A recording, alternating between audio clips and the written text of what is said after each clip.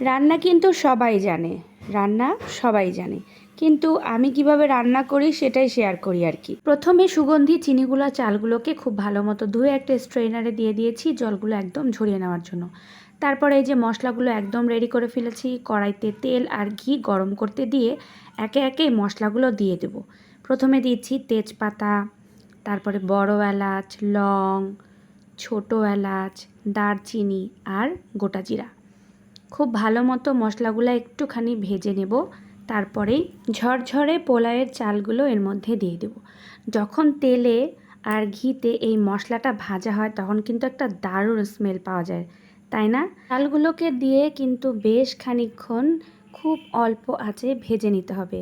চালটা যত ভালো ভাজা হবে তত কিন্তু পোলাওটা ঝরঝরে হবে।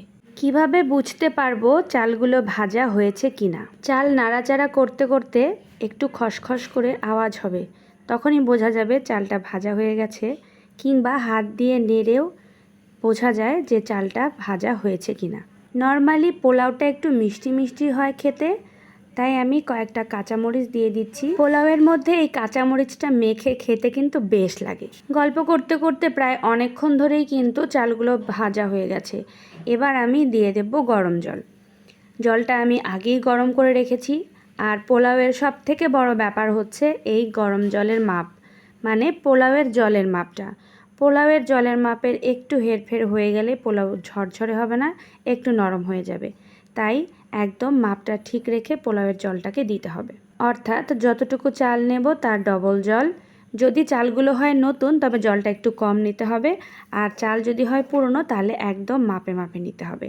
এবার দিয়ে দিচ্ছি আমি কাজু বাদাম, কারণ পোলাওয়ের মধ্যে কাজু বাদামটা আমাদের বাসায় অনেক বেশি পছন্দের। এবার দিয়ে দিচ্ছি 1 কাপের মতো দুধ। এটা হচ্ছে গুঁড়া দুধটাকে গুলিয়ে নিয়েছি। 1 কাপ উষ্ণ গরম জলে 5-6 চামচের মতো গুঁড়া দুধটাকে খুব ভালো মতো গুলিয়ে নিয়ে দিয়ে দিচ্ছি।